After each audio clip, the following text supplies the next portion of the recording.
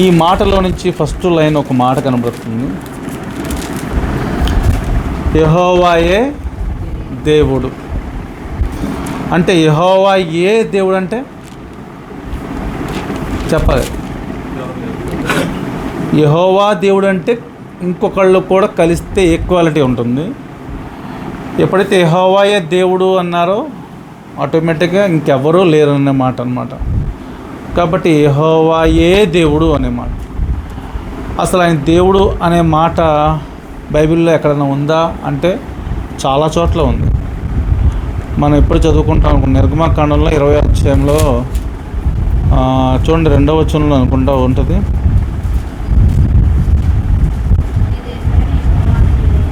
నీ దేవుడైన యెహోవాను నేనే. అంటే అర్థం ఏంటి? దేవుడు ఆయన ఒక్కడే అన్నట్టుగా చాలా స్పష్టంగా దేవుడైన యెహోవా నేనే. తర్వాత మాట కూడా ఏమంటాడు,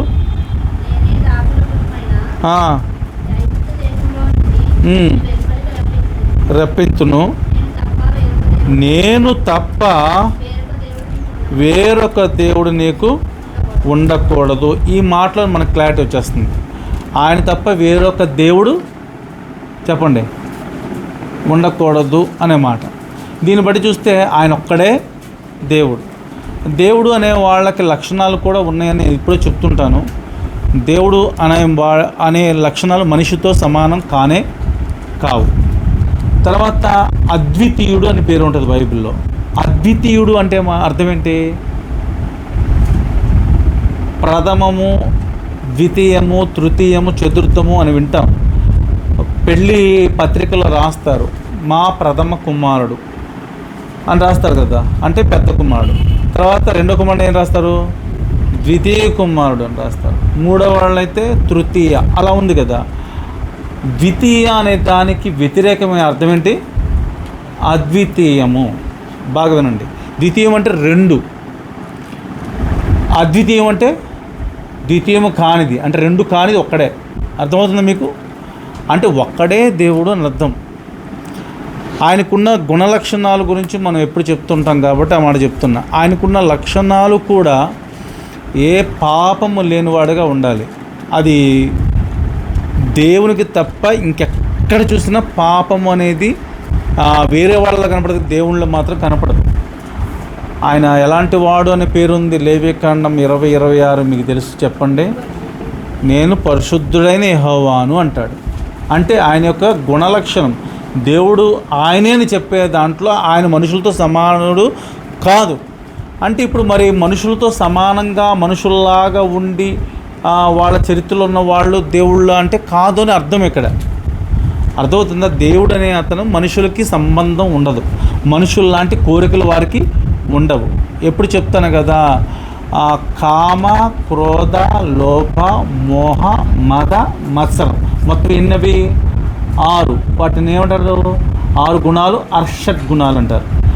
6 గుణాలు లేనివాడు ఎవరైతే ఉన్నారో అలాంటి వాడు పరిశుద్ధుడని పేరు ఉంటుంది. పరిశుద్ధుడని పేరు ఉంటే ఆ పరిశుద్ధుడుగా ఉన్నవారు ఈ లోపల మానవులుగా మనం ఎవ్వరం లేవు. ఉన్నామా అంటే ఏదో ఒక దాంట్లో తప్పిపోతాం. కామము అనే మాట చూస్తే వివాహమైన ప్రతి ఒక్కరికి పిల్లలు ఉన్నారంటే వారికి కామగుణం ఉన్నట్లే. కాబట్టి పరిశుద్ధులు కాలేము. అంటే వాక్య ప్రకారంగా మనకి సంతానం కలిగించి వివాహం చేసుకోవడం తప్పు కాదు. అంటే గుణాలు చెప్తున్నాను. అది కూడా లేనివారు అని అర్థం. క్రోధం అంటే కోపము. కోపం అంటే ఈజీగా మనం కోపడుతుంటాం. అలాంటి కోపాలు కూడా లేనివారు. ఇలాంటివన్నీ చెప్పుకుంటామంటే మత్సరం, కుళ్ళు. మనతో ఉన్నప్పుడు, మనలో ఉన్నప్పుడు, ఇద్దరితో మాట్లాడుతున్నప్పుడు ఒక వ్యక్తినే కొంచెం హై చేసుకుంటూ వచ్చామనుకోండి, ఎక్కడైనా పక్కన వాళ్ళకి మనసులో చాలా తట్టుకోలేం. ఇప్పుడు మీ నలుగురిలో ఒకరిని తిట్టేసాను అనుకోండి, ఎంత మదన పడిపోతే అందరిలో తిట్టేస్తారని చెప్పేసి నా మీద కూడా దౌర్జన్యం చేసేవాళ్ళు ఉన్నారు. మాట్లాడకపోయినా కానీ కక్ష కట్టేవాళ్ళు ఉంటారు. కారణం ఏంటి? దాని అర్థం ఏంటి? ఆ లోపల మత్సరం ఉంది. మత్సరం ఉంటే చాలా కష్టం. నాకు మత్సరం అయితే ఉండదు, తెలుసా మీకు? అసలు ఎంత తిడతానో మళ్ళీ అంత పలకొచ్చేది నేనే ఫస్ట్. మీరు గమనించుకోండి ఎప్పుడైనా. దాంట్లో ఉన్నది ఏంటంటే వాక్య ప్రకారమైన విధానం చెప్తున్నాను. ఈ 6 గుణాలు లేనివాడు పరిశుద్ధుడు అయితే 6 గుణాలు లేనివాడు పరిశుద్ధుడిగా ఉన్నవారు ఎవరంటే మన దేవుడు. అది ఇక్కడ చెప్తున్నమాట. దేవుడు అనే లక్షణాలు ఇంకా మ్యాక్సిమము ఆయనకి మాత్రమే కలిగి ఉంటాయేమో అనిపిస్తూ ఉంటుంది, ఇంకెవరికి లేవు అనిపిస్తుంది. ఎందుకంటే బైబిల్లో చాలా విషయాలు మనకి తెలిసినప్పటికీ కూడా యేసు ప్రభు వారి గురించి కూడా దేవుడు అని ఉందా అని మొదలు చాలాసార్లు పెద్ద పెద్ద చర్చల్లో గొడవలు పెడతా ఉంటారు. బైబిల్లో మీకు ఎవరికైనా తెలుసా దేవుడు ప్రభు యేసుక్రీస్తు అని ఉంది ఎక్కడన్నా? ఎప్పుడైనా మనుష్య కుమారుడు ఉంది, దేవుని కుమారుడు ఉంది, కానీ దాన్ని పట్టుకొని దేవుడు కాదు అని చెప్పి క్రైస్తవుల్లోనే చాలామంది యెహోవాయే దేవుడు, యేసు దేవుడు కాదని చెప్పేవాళ్ళు ఉన్నారు. అలాంటి సందర్భాలు కలిగిన పరిస్థితుల్లో మరి బైబిల్లో యేసు దేవుడు అని ఎక్కడ ఉందో చెప్పండి? మీరు ఎప్పుడైనా చూశారు అసలు కనీసం? ఇదివరకు ఎప్పుడో ముస్లిం ఒక అతను ఉంటాడు షఫీ అని, ఆయన క్రైస్తవులతో అదే సవాల్ చేసేవాడు. ఏమని? దేవుడు యేసుక్రీస్తు దేవుడు అని ఒక్క మాట చూపించాను చాలు. అలాగే క్రైస్తవుల్లో కూడా పెద్ద పెద్ద డిబేట్లు చేసేవాళ్ళు కూడా దేవుడని యేసుప్రభు ఉందా అని చూపిస్తాం. నిజంగా వాళ్ళకంత తెలివి కలిగి ఉండి జ్ఞానం కలిగి ఉండి కూడా గ్రహించలేకపోతున్నారు అని అనిపిస్తూ ఉంటుంది కొన్నిసార్లు. దేవుడు అనే మాట ఉందా అంటే నేను అంటాను ఉంది అని చెప్పే మాటతో నేను మాట్లాడతాను. బైబిల్లో లేకుండా మనం ఏంటంటే యేసు ప్రభు వారు తండ్రి తర్వాత అని వచ్చాడు కదా దేవుడు అని చెప్పేస్తాం, అది కామను. కానీ వాక్య ప్రకారంగా ఎన్నోసార్లు మీకు చెప్పిందే. అపోస్తలుల 20:28 ఏమని రాస్తాడు? దేవుడు తన స్వరక్తం ఇచ్చి సంపాదించిన తన సంఘం అనే మాట. వాస్తవానికి ఇక్కడ బాగా అబ్జర్వ్ చేస్తే దేవుడు అనగానే ఇప్పుడు యెహోవా అనుకుందాం. యెహోవా ఏ రూపంలో ఉన్నారు? ఆత్మ రూపంలో ఉన్నారు. మనకి ఆయన రక్తం ఏది? అవునా? మరి స్వరక్తం ఇచ్చింది ఎవరు? యేసు ప్రభు వారు. ఆయన పేరేం పెట్టాడు ఇక్కడ? దేవుడు. ఏ రక్తం ఇచ్చింది ఆయనే కాబట్టి ఆయన దేవుడు అని స్పష్టంగా క్లారిటీ ఉంది. ఇంకా అంతకన్నా క్లారిటీ ఏంటి చెప్తున్నా. అయితే ఇంకో మాట కూడా చదివిస్తాను మీతో. యోహాను సువార్తలకు రండి ఒకసారి. యోహాను సువార్త 1వ అధ్యాయం 1వ వచనం చదవండి ముందు. అంతా చదవండి. ఆదియందు వాక్యముండెను, వాక్యము దేవుని యొద్దుండెను, వాక్యము ఎవరై ఉన్నారు? దేవుడై ఉండేను. ఇంకా చదవండి. ఆయన ఆదియందు దేవుని యొద్ద ఉండెను, సమస్తము ఆయన మూలముగా కలిగెను. ఇక్కడ జాగ్రత్తగా వినండి, బాగా మర్చిపోద్ది ఈ మాట, వివరంగా చెప్తాను వినండి. ఇప్పుడు ఆదియందు ఏముంది? వాక్యం. వాక్యం ఎక్కడుంది? దేవుని దగ్గర ఉంది. వాక్యం ఎవరు అన్నారు? దేవుడు. బాగా వినండి. ఆ వాక్యము అదే కింద వచనాల్లోకి వస్తే 14వ వచనంలోకి వస్తే ఏం రాశాడు? ఆ వాక్యము శరీరాన్ని ధరించుకుంది. శరీరధారిగా అంటే శరీరాన్ని ధరించుకుంది వాక్యం. ఇప్పుడు శరీరాన్ని ధరించుకున్న శరీరంగా వచ్చింది ఎవరు ఈ లోకానికి అంటే యేసు ప్రభువు వారు. చాలా క్లారిటీ ఉంటుంది అక్కడ. తండ్రిగా ఉన్న తండ్రి కుమారుడు చెప్తున్నారు, మనిషి కుమారుడు చెప్తున్నారు. అంటే తండ్రి స్థానంలో ఉన్న రూపిగా ఉన్న ఆయన ఇప్పుడు ఆ వాక్యములో ఉన్నారు కదా. వాక్యం అనేది ఏం ధరించుకుంది? ఇప్పుడు శరీరాన్ని ధరించుకుంది. కృపా సత్య సంపూర్ణంగా మన మధ్యలోకి వచ్చి భౌతిక రూపంలో ఉన్నవారు ఎవరు ఈరోజు? యేసు ప్రభువు. అక్కడ దేవుడే కదా వాక్యం అంటే. బాగా ఇంకా క్లారిటీ ఇస్తాను మీకు. ప్రకటన గ్రంథంలో రండి. 19వ అధ్యాయం 13వ వచన భాగాన్ని చదవండి. 19:13. రక్తములో ముంచబడిన వస్త్రము ఆయన ధరించుకుని ఉండెను, మరియు దేవుని వాక్యమును అను నామము ఆయనకి పెట్టబడి ఉండెను. ఎవరికి పెట్టబడింది? అక్కడ రక్తములో ముంచబడిన వస్త్రము ఆయన ధరించుకున్నారు. రక్తము ముంచబడింది ఎవరు? రక్తము కాచింది ఎవరు? యేసు ప్రభు. బాగుండండి. ఇప్పుడు ఆయనకి ఏ పేరు పెట్టారంట? దేవుని వాక్యమును నామం. బాగా గమనించండి. అంటే రక్తములో ముంచబడింది, రక్తములో ఉన్నది యేసు ప్రభు. అయితే ఆయనకి ఏ పేరు పెట్టారు? దేవుని వాక్యం అన్నాము. అవునా? అంటే యేసు ప్రభువే వాక్యం అని అర్థమైందా మీకు కాదా? ఇప్పుడు మనం యోహాను సువార్త 1 చదివాం చూసారా? ఇప్పుడు వాక్యం యేసు అయితే బాగానండి. అవునా కదా? వాక్యం అనేది మీకు అర్థమైంది అర్థం కదా? రక్తములో ముంచబడిన వస్త్రం ధరించిన ఆయనకి ఏ పేరు ఉందని రాశాడు ఇక్కడ? దేవుని వాక్యం అనే నామం. అంటే రక్తము కార్చి రక్తము వస్త్రం ధరించింది ఎవరు? ప్రభువైన యేసుక్రీస్తు. యేసు ప్రభు వారికి వాక్యం అని నామం ఉంటే ఇక్కడ యోహాను 1:1 వాక్యం అనే ప్లేస్లో యేసు అని చదవండి ఒకసారి, మీరు చదవండి. ఆది యందు యేసు ఉండెను, యేసు దేవుని యొద్దనెను. క్లారిటీ వచ్చిందా? ఎంత క్లియర్గా ఉంది. దేవుడు లేడని ఎలా అంటారు? యేసుప్రభువు వారి దేవుడు అండి. అంతగా వెళ్ళాలి లోతులోకి. మనమేమో ఆ పేర్లు లేదని చెప్పేసి ఎవరైనా మాట్లాడుతుంటే అని అనేస్తాం కదా. మ్యాక్సిమం మనము ప్రభు దేవుడు. అందుకనే అక్కడ చదివిన మూలవాక్యం యెహోవాయే దేవుడు అంటే యెహోవాలో నుంచి వచ్చిన యేసుప్రభు వారు కూడా దేవుడే. అంటే యేసుప్రభు వారు యెహోవా ఒకరే. ఎందుకు ఆ ఒకరని చెప్తాను అంటే మీకు ఎప్పుడు చెప్పించే వాక్యం ఎప్పుడు ఉంది కదా. సామెతలు 8:27 అంటాడు, పూర్వకాలంలో జగత్ పునాదికి ముందే నన్ను ఆయన ఏం చేశాడు, నిర్ణయించాలని చెప్పాడు కదా. అంటే జగత్ పునాది అంటే ప్రపంచ సృష్టి కాకముందే, సృష్టికి ముందే ఉన్నాడు. ఆ సృష్టికి ముందే ఎవరున్నారో మనకు తెలిసి దేవుడే. ఆ దేవుడే యెహోవాగా, క్రీస్తుగా, పరిశుద్ధాత్ముడిగా ఒకే విధానం కలిగి ఉన్నారు.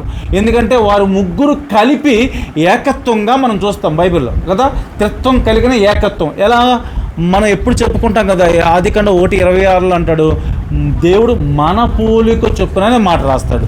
అలాగే ఆదికాండం 11వ అధ్యాయంలో కూడా కింద 4వ వచనం తర్వాత నుంచి కిందకు వస్తే అక్కడ వారి భాషలు తారుమారు చేయడానికి అక్కడ దేవుడు ఏమని ఉన్నాడు చదవండి అన్నమాట.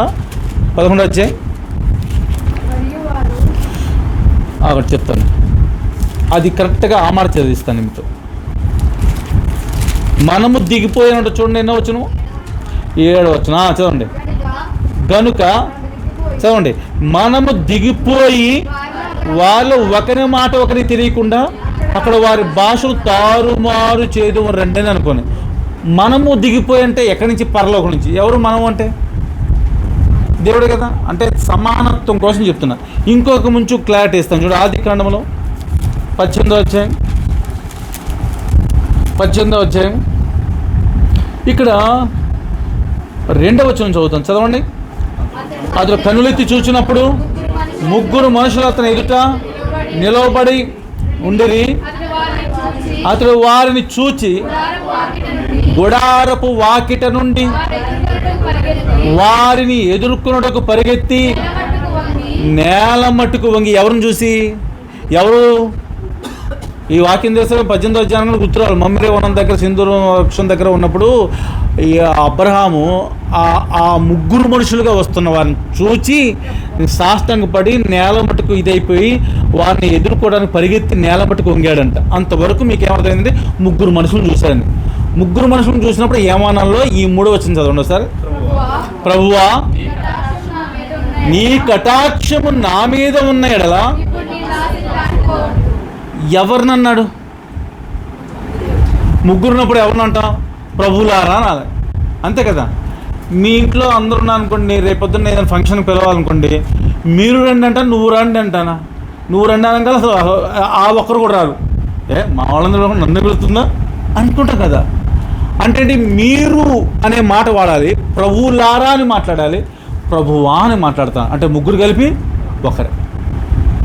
అంటే దేవుడు త్రిత్వంగా కనిపిస్తూ ఒకరే, ఇంకెవరో కాదు, వేరు కాదు. వాళ్ళు సందర్భాన్ని బట్టి ముగ్గురుగా మనకి విభజించబడ్డారు తప్ప 3 ఆకారాలు కాదు, 3 ఏమంటారు దీన్ని అవతారాలు కాదు.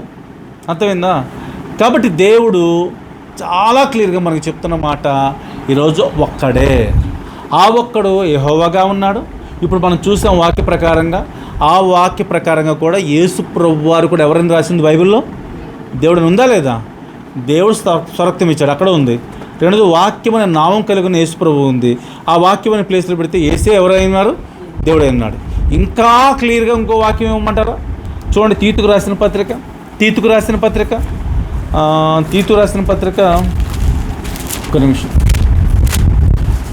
2వ అధ్యాయం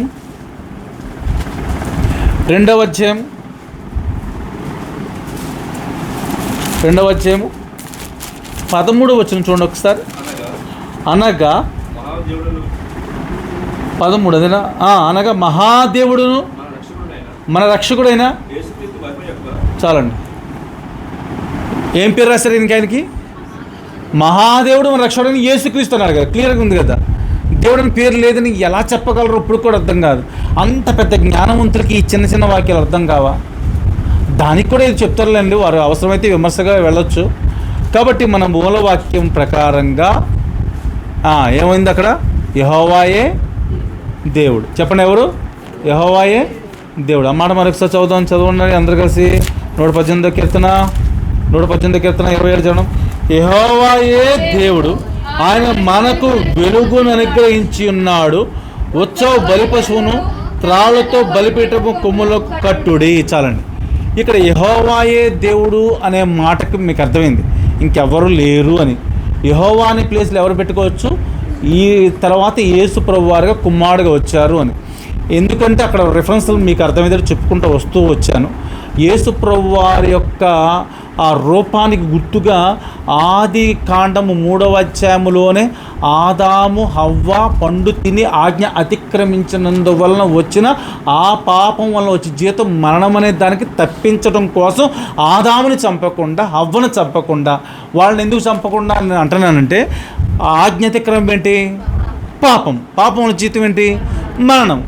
అంటే తప్పకుండా పాపం చేసినవాడు ఏమాలి? మరణించాలి. పాత నిబంధన అంతా కూడా మీరు చూసుకోండి, ప్రతి దానికి శిక్ష ఉంది. యేసు ప్రభువారు చనిపోయి తిరిగి లేపబడే వరకు కూడా శిక్ష ఉంది.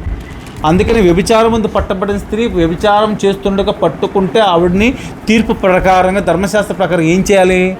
రాళ్లతో కొట్టి చంపేయాలి. రాళ్లతో కొట్టి ఏం చేయాలి? చంపేయాలి. రాళ్లతో కొట్టి చంపాలి అని చెప్పిన ఆ యొక్క సందర్భం బాగా మర్చిపోవద్దు. మన నిజంగా చంపగలిగే అవకాశం అక్కడ ఉంది, తప్పేమీ లేదు. ఎందుకు లేదు? అది తీర్పు అంతే. ఇప్పుడు మనం ఎవరైనా తప్పు చేస్తామని దొంగతనం చేస్తే పోలీసులు పట్టుకొని ఏం చేస్తాడు? వాళ్ళ ఇంట్లో పెట్టుకుంటాడు. చెప్పండి, ఎక్కడ పెట్టుకుంటాడు? అర్థమైంది కదా? అంటే ఎక్కడ పెడతాడని జైల్లో పెడతాడు. అంతగా డబ్బు ఉంటే వాడు ఏదో డబ్బులు ఇచ్చి బయటకు వస్తాడో, లేకపోతే లాయర్ని పెట్టుకుంటాడు. ఇవన్నీ ప్రాసెస్. ఈ తీర్పు ఎలాగుందో ఆనాడు ధర్మశాస్త్ర ప్రకారంగా తప్పు చేసిన వాడు శిక్ష ఉంది. అందుకనే దేవుడి యొక్క రూపంలో మానవుని చేసుకున్నాడని మనం చదువుకున్నాం. కాబట్టి ఆ మానవుడు చనిపోవటం ఇష్టం లేక ఆ మానవుడు నేనే కాబట్టి అని దేవుడికి అనుకొని ఏం చేసుకున్నాడు ఆ ప్లేస్లో అంటే గొర్రె పిల్లని బలిచ్చని ఎప్పుడు చెప్పే వాక్యమే. ఆది కాలంలోనే జరిగిపోయింది. అది ఇచ్చాడు లేదా? చర్మపు చొక్కాలు తొడిగించినప్పుడు మొదలుకొని దాదాపుగా ఇంచుమించుగా కొత్త నిబంధనలు యేసుప్రభువు చనిపోయి తిరిగి లేపబడే వరకు జరుగుతున్న సన్నివేశాలు ఇది. ఆ తర్వాత ఆయన మార్చుకున్నారు మధ్యలో సువార్త చేసినప్పుడు. అంటే దీన్ని బట్టి నేనేం చెప్తున్నానంటే, దేవుడు అనేవాడు యెహోవాయే. ఆయన తర్వాత స్థానం దేవుడు కాదు అనుకుంటున్న వాళ్ళకి దేవుడు అని చెప్పే రిఫరెన్స్లో మీకు చూపించాను యేసుప్రభు గురించి. యేసుప్రభు వారు రాకముందే ఆది కాండములో 3వ అధ్యాయంలోనూ ఉంది. చూసారు ఎప్పుడైనా? 15వ వచనంలో ఏమిటి? ఆ సర్పముతో దేవుడు మాట్లాడుతూ నువ్వు చేసిన పనికి శిక్ష విధిస్తున్నానని చెబుతూ ఏమన్నాడు? నీకును స్త్రీకిని అంటాడా లేదా? అంటే వాస్తవానికి ఆ సర్పముతో చెప్తున్న మాట నీకును అంటే సర్పానికి, స్త్రీకి అంటే హవ్వకి. అక్కడ అంతవరకు మనకు తెలుసు, మీకు వివరించాను, ఆయన గుర్తు చేస్తున్నా. తర్వాత ఏమంటాడు రెండోసారి? నీ సంతానం అంటే సర్పం యొక్క సంతానం. తర్వాత ఆమె సంతానం అంటే చాలామంది హవ్వ సంతానం అనుకుంటారు. ఎందుకు అనుకుంటారంటే అక్కడ స్త్రీకి అన్నాను కదా, నీకుని స్త్రీకి అనగానే వెంటనే ఏమనుకున్నావు? నీకు అనగానే సర్పం. దేవుడు ఏమన్నాడు? అక్కడ శిక్ష విధించబోతూ మాట్లాడుతుంది. నీకును స్త్రీకిని. స్త్రీ అంటే హవ్వ అక్కడ కనపడుతుంది. అప్పటి వరకు ఆవిడకి పండించి వాళ్ళని తినిపించింది. తర్వాత అవ్వకే పండించింది సర్పం. తర్వాత నీ సంతానం అంటే ఎవరికి? సర్పంతో అంటున్నాడు. మళ్ళీ నీ సంతానం అంటే సర్ప సంతానం ఎవరంటే సర్పం చెప్పిన మాట విన్నది ఎవరు? హవ్వ. అంటే హవ్వ సంతానం అక్కడ అయిపోయింది కదా. మళ్ళీ ఆమె సంతానం హవ్వ ఎందుకు వస్తుంది? అర్థమైంది మీకు? నీ సంతానం అంటేనే సర్పం చెప్పిన మాట విన్న మాటను బట్టి పండు తిని తప్పు చేసింది కదా, అప్పుడు తన ద్వారా వచ్చే సంతానం అనే అర్థం. తర్వాత ఆమె సంతానము అనే మాటకు వచ్చినప్పటికల్లా ఆమె అంటే ఇక్కడ ఉండదని మీకు క్లారిటీ ఇచ్చాను ఇద్దరికి. ఆమె అనే మాట దూరంగా ఉన్న వ్యక్తులను అంటాము, ఈమె అనే మాట దగ్గర ఉన్న వ్యక్తుల్ని అంటాము కదా. దూరంగా ఉన్నది ఎవరు అనే మాట చూస్తే అప్పటికి ఇంకా రాలేదు, రాబోతున్న మరియమ్మ అని అర్థం. మరియమ్మ సంతానం. మరియమ్మ సంతానం ఎవరు? యేసుప్రభు. ఆ మాట అక్కడ ఇచ్చాడు, మీరు ఆమె సంతానం వైరం కలిగజేస్తాను, అది నిన్ను తల మీద కొట్టును. అది అనే దగ్గర సర్పానికి తల మీద కొడుతుంది అని చెప్పి అది అని రాశాడు. అది దగ్గర ఫుట్ నోట్ల కింద రాస్తాడు ఆయన, అంటే ఆయన తల మీద కొడతాడు. ఇప్పుడు సాతాను తలను ఆయన ఏం చేశాడు? చితకదొక్కాడు. ఇప్పుడు యేసు ప్రభు వారు అక్కడే ఉన్నారు, ఎక్కడో లేరు. బైబిల్ ప్రకారంగా ఆ స్టార్టింగ్లో నుంచే కనబడుతుంటారు మనకి. ఆయన గొర్రె పిల్లగా స్టార్ట్ అయ్యారు. ఎక్కడ ఆదాము చర్మపు చొక్కాలు తొడిగించడానికి గొర్రెపిల్ల బలి చర్మం తగిలించారు. అంటే అక్కడ ఈ ఆదామును బ్రతికించడం కోసం శిక్ష వేయాలి. పాత నిబంధన కాల ప్రకారం ఏం చేయాలి? తప్పు చేసిన వాడికి ఏముందని చెప్పాను? శిక్ష ఉంది. ఆ శిక్ష ఆదాముకు పడాలి, హవ్వకు పడాలి. అయితే వారిని చంపేస్తే నా పోలికలో ఉన్నాను చంపలేక దాని ప్లేస్లో ఏం పెట్టేశాడని చెప్తున్నాను మీకు, గొర్రెపిల్ల. అప్పటి నుంచి గొర్రెపిల్ల చనిపోతా వచ్చేసింది. అంటే ఆ గొర్రెపిల్లే చివరికి వచ్చేసరికల్లా యోహాను సువార్తలో మనం చెప్పుకున్నాం, గొర్రెపిల్ల యేసు ప్రభు అని యోహానే అంటాడు. పోయిన వారం కూడా మీకు జ్ఞాపకం చేస్తున్నాను, యోహాను యొక్క గొప్పతనం గురించి మాట్లాడుతూ అదే యోహాను ఏ విధంగా ఆ యొక్క రెల్లు గడ్డితో పోల్చాడో మనం చూసుకుంటూ వచ్చాం. సరే, ఇక్కడ ఇప్పుడు వరకు చెప్పిన మాటలో మన మూలవాక్య ప్రకారం యెహోవాయే దేవుడు, ఆయన దేవుడు అనే లక్షణాలు మీకు వివరించాను. ఆయన ఎలా దేవుడో కొన్ని విషయాలు చెప్పాను, బైబిల్ ప్రకారం రెఫరెన్స్ చూపించాను. అయితే యేసు ప్రభు వారు చాలామంది దేవుడు కాదు, బైబిల్లో రెఫరెన్స్ లేదు అని చాలామంది మొదలు చెప్తారని కూడా వింటూ వచ్చాం. దాని గురించి కూడా రెఫరెన్స్ చూపించాను, యేసు ప్రభు వారు దేవుడుగా కొన్ని విషయాలు ఇప్పటి వరకు. తర్వాత వాక్యం ఏం చదువుకున్నాం మనం? 118:27 కీర్తనలో ఆయన మనకేమి ఇచ్చాడు చెప్పండి? వెలుగును అనుగ్రహించి అనే మాట వాడాడు. అంటే వాస్తవానికి మనకి వెలుగు అనుగ్రహించాడు అంటే అంతకుముందు ఏముంది? అక్కడ చీకటి ఉంది. అంటే చీకటి ఉన్న చోట మనం ఏమైతే దృశ్య రూపంగా చూడలేమో, అదే వెలుగుంటే ఏదైనా వస్తువుల్ని చూడగలమో దానిని వెలుగు అనుగ్రహించడం అంటాం. ఇప్పుడు ఇక్కడ పగలు కాబట్టి పర్లేదు, కానీ నైట్ అయితే కరెంటు పోయిన వెంటనే ఈ ప్రాంతం అంతా ఏమైపోద్ది? చీకటి కమ్ముకుంటుంది. అయితే అదే టైంలో సడన్గా మరలా కరెంట్ వస్తే చాలా రిలీఫ్ ఉంటాం, చాలా అమ్మయ్య అనుకుంటాం. అంటే ఈ వెలుగు రాగానే వచ్చేది ఏంటంటే ప్రశాంతత. అంటే చీకటిల్లో మనకి గలిబిలి ఉంటుంది, మర్చిపోవద్దు. ఆ చీకటిలో గలిబిలి ఉంటుందంటే చీకటి దేనికి పోల్చాడు? రోమాపత్రికలో రెండవసారి, రోమాపత్రిక 12వ అధ్యాయం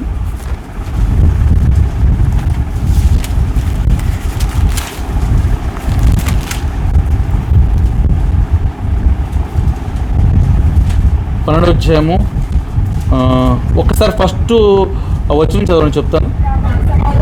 కాబట్టి సహోదరులారా, పరిశుద్ధమును దేవునికి అనుకూలమునైన సజీవ యాగముగా మీ శరీరులను ఆయనకు సమర్పించుకునని దేవుని వాత్సల్యమును బట్టి మిమ్మల్ని బతిమాలు కొనుచున్నాను.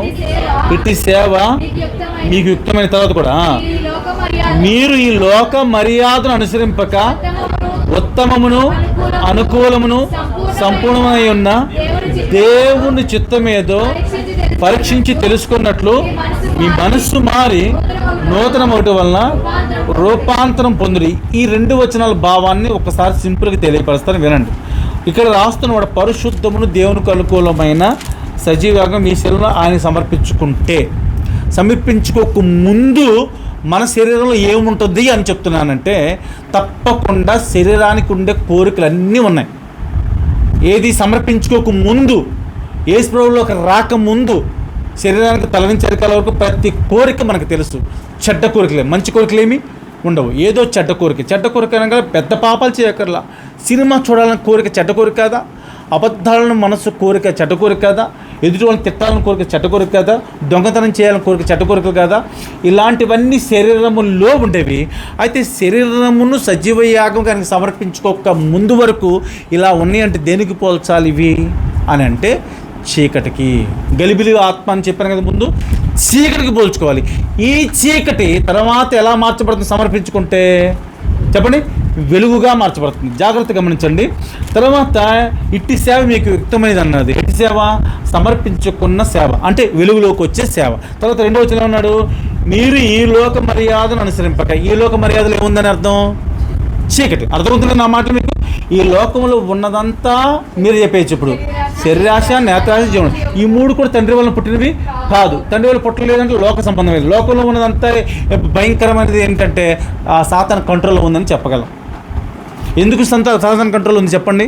28:17 ఏసుకల్ గ్రంథంలో మీరు చెప్పేస్తారు కదా, నీ సౌందర్యం చూసుకొని నీవు గర్వించిన వాడవై నీ తేజస్సుని చూసుకొని నా జ్ఞానమును చేరుపుకుంటూ కావున నేను నిన్ను నేలను పడవేస్తున్నానని చెప్పి లూసిఫర్ అనే ఈ యొక్క దేవదూతను, ప్రధాన దూతను దేవుడు ఏం చేశాడు? ఆ యొక్క ప్రాంతం నుంచి పడవేశాడు. అంటే నేలలోకి వచ్చేసాడు కదా, ఈ లోకంలోకి వచ్చాడు. ఈ లోకంలో ఇప్పుడు వాడు ఏం పెట్టాడు? శరీరాశ, నేత్రాశ, జీవడం, ఇవి తండ్రి వల్ల పుట్టినవి కాదు. ఇదంతా లోక సంబంధమైనవి, ఇవి చీకటి. అర్థమైందా? ఇంకా రాస్తాడు చూడండి, యెషయా గ్రంథం 14:12 కూడా రాస్తాడు చూడండి. 14:12, యెషయా 14:12.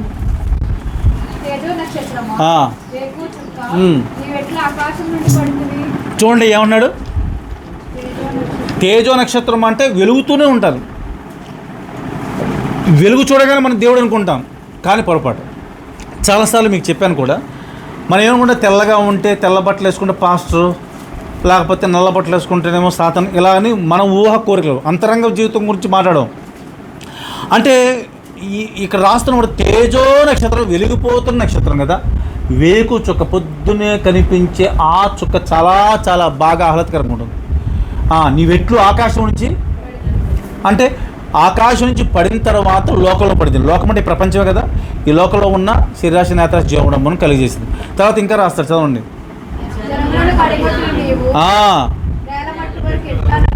ఈ నేల మట్టుకు వరకు ఎట్లు నరగబడితివి, ఇంకా నేను ఆకాశమునకు ఎక్కిపోయేదను, దేవుని నక్షత్రమునకు పైగా. ఏమనుకుంటున్నానంట సాతాను? దేవుని నక్షత్రమునకు పైగా అంటే దేవుని కన్నా పైగా వెళ్ళిపోదామని చెప్పేసి సింహాసనం కూర్చుందును, ఉత్తర దిక్కున సభాపర్వతం మీద కూర్చుందును, మేఘమండలకు ఎక్కుదును, మహోన్నతులతో నన్ను సమానునిగా అని ఏమనుకుంటుందంట? దేవునితో సమానంగా చేసుకుంటానని మనసులో అనుకున్నది. మనసులో అనుకున్నది ఎవరు తెలుస్తుంది? ఇక్కడ దేవుడు తెలుసు. ఎందుకంటే మనం ఎప్పుడు వాక్యం చదువుకుంటాం కదా. యోహాను 2:24, ఇర్మియా 17:10 రెండిట్లో కూడా దేవుడు మనుషుల లోపల భాగాన్ని చూసేపడుకున్నాడు. అంటే ఇప్పుడు మనసులో అనుకున్నది ఎవరు కనపడింది? ఇప్పుడు దేవుడికి కనపడింది. దేవుడికి సంస్థ సృష్టించిన దేవుడే. ఇప్పుడు బైక్ ఉంది, బైక్ను తయారు చేసిన వాడికి అక్కడ దేంట్లో ప్రాబ్లం ఉండదు, సమస్తము తెలుసు. ఒకళ్ళ బైక్ ఆగిపోయింది అనుకో, పరిగెత్తుకుని తీసుకెళ్తే మనమేమో ఎంత తన్నుకున్నా పని అవ్వదు. ఇవికి ఏదో పెద్ద పెద్ద వచ్చిన వాళ్ళ మెకానిక్గా అప్పుడప్పుడు తీసేస్తుంటాం, తీసేస్తే అవి ఊదుతుంటాం, అది ఏం పని అవ్వదు. లాస్ట్కి వాడి దగ్గర తీసుకెళ్ళిన తర్వాత ఒక్క దెబ్బకి ఇలానే ఎక్కని అంటాడు. అంటే ఏంటి? ఆ బైక్ లోపల ఉన్న ప్రాబ్లము తనకు తెలుసు కాబట్టి. అర్థమైందా? అలాగే తయారు చేసిన ఈ ప్రపంచ సృష్టికర్త మన దేవుడు. అందులో దేవదూతల సహతం ప్రతి గ్రహాలను కూడా చేసింది ఎవరు? దేవుడే కదా. కాబట్టి ఎక్కడ ఏమి ఎలా ఉంటుందో తెలీదా? మనసులో ఏమనుకున్నా ఆయనకి తెలియదు, చెప్పండి. తర్వాత నీవు పాతాళమునకు, అది ఆఖరికి అంతా హెచ్చించుకుంటాను అనుకున్నావు, కానీ నువ్వు ఎక్కడ త్వరపడుతున్నావు అది. ఇప్పుడు దీన్ని బట్టి మనకేమర్థమవుతుందంటే, ఆయన వెలుగు అనుగ్రహించాడు అనే ముందు మనకేముంది? చీకటి ఉంది. చీకటి అంటే శరీరము ఆయన సమర్పించుకోక ముందు, తర్వాత ఈ లోక మర్యాదలో ఉన్నప్పుడు లోకమంతా కూడా చీకటి. లోకంలో కొన్ని కార్యక్రమాలు జరుగుతున్నప్పుడు నేను కోప్పడతానని బాధపడతారే తప్ప అందులో చీకటి ఉంది. అది ప్రభువు చాలా బాధపడతాడు, చాలా వేదన పడతాడు. ఈ మధ్యకాలంలో కూడా కొంతమంది హెచ్చరిక చేశాను, అయినా వాళ్ళకి నాలో ఉన్న నెగిటివ్ థాట్లోకి వెళ్తారే తప్ప ఆత్మీయంగా ఆలోచించేవాళ్ళు తక్కువే ఉంటారు. ఇందుకే ఈ మాట చెప్తున్నాడు, దేవుడు మనకు వెలుగును అనుగ్రహించాడు అనే ముందు మళ్ళీ ఏముందని అర్థమైంది? ఇక్కడ చీకటి ఉంది అని అర్థమైంది. చీకటి గురించి ఒక మాటలో శరీరం సమర్పించుకోక ముందు చీకటితో ఉన్నామని, లోక మర్యాదలో కూడా ఏమున్నట్టు మనం చెప్పండి, చీకటిలో ఉంది. లోక మర్యాదను అనుసరింపక ఉత్తమమును అనుకోని దేవుని చిత్తం ఏదో పరీక్షించి మీ మనస్సు మార్చుకుని నూతన మోటు వలన రూపాంతరం పొందుడు అంటే ఆ చీకట్లో నుంచి మీరు వెలుగులోకి రండి. ఎంత క్లియర్గా ఉంది? అదే రోమపత్రిక 13వ అధ్యాయంలోకి రండి. 13వ అధ్యాయంలోకి రండి. 13వ అధ్యాయంలో 11వ వచనం చదవండి. ఇప్పుడు 11.